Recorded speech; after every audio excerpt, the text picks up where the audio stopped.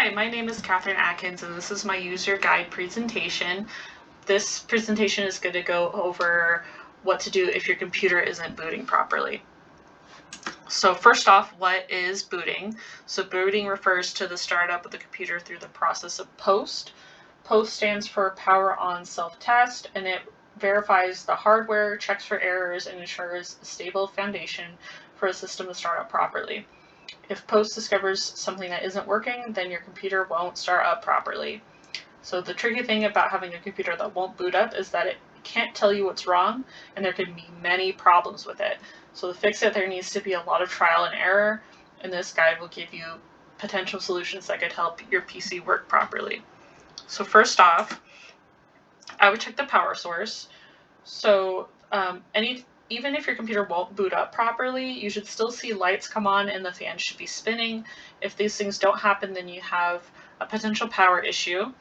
So before going through the trouble of taking apart your computer, you want to make sure that you're plugged in and the electrical sockets are working. So I might try putting in a phone charger or something else like that to make sure that the actual socket is working. If your fans aren't spinning and it's not this is not an outlet problem, then you're going to want to check your computer's power supply. So to do this, I would try a different power source from a different PC and see if your computer works better that way. You might need to replace that part. If this doesn't work and the lights are turning on and the fans are running, then you're going to want to try safe mode. So to do this, you need to press F8 on your keyboard, and that will make it so your computer boots up with the bare minimum software running. If your computer does go into safe mode, this means you have a software rather than a hardware issue. So this could imply that you have some sort of spyware, virus, or driver issue. If this is the case, you want to do a full operating system reinstall, and this kind of essentially does a factory reset on your computer. So before you do this, you kind of want to make sure that you have any files or anything that you want to hold on to safe. If this doesn't work, then there's going to be a hardware issue. So first, I would try to check on the CMOS battery. So CMOS stands for complementary metal oxide semiconductor, and this is a little round battery that is located in the motherboard, and it has your computer's boot sequence installed. It also does other things like keep track of date and time. So these batteries can be dislodged, so pressing down on it can help, but also keep in mind that these need to be replaced once every 10 years. So if your computer is old, or you notice that it was giving you the incorrect time or date before it struggled to turn on, then it could be a sign that your CMOS battery needs to be replaced. Next, I would check your RAM. So RAM stands for random access memory, and it's in charge of your computer's short-term memory and helps with your computer's speed and performance. So I would try taking out RAM and putting it back in, or trying to run your computer with only some of the RAM installed. The RAM isn't always compatible with certain motherboards, so if you're building your own PC, you may have chosen the wrong RAM, and that could be what's causing issues. If you have your old RAM still, you may want to try loading up your computer with those instead. That way you can test if it's your RAM.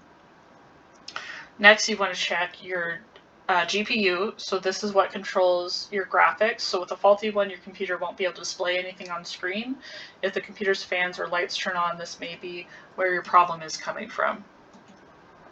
Next, you might want to try testing with your original cables. This could be causing some issues with connectivity. Then you can try swapping your CPU. So CPU stands for Central Processing Unit, and it's referred to as like the brain of the computer, and it can help it run tasks. So if it's faulty, it can make your computer not boot properly. You'll also need thermal paste in order to put a new CPU in, to keep that in mind. If this doesn't work, then you're going to want to swap the motherboard.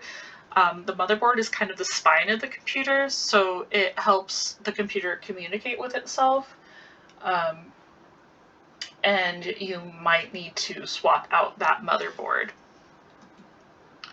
So how to avoid booting problems in the future? So if you're building your own PC, I would test new pieces one at a time. If you do everything all at once, then you're not going to know what didn't work. Be gentle while moving your PC. So like in the process of moving or something like that, you want to make sure that it stays relatively still, or else pieces can become dislodged or loose. Be mindful of overheating. Your computer should turn off on its own if it's overheating, but it's best not to make your computer too hot. It can warp the pieces. And make sure you have good virus protection. Like I said before, it could be a problem with a software issue rather than a hardware issue. And here's my reference page. Thank you.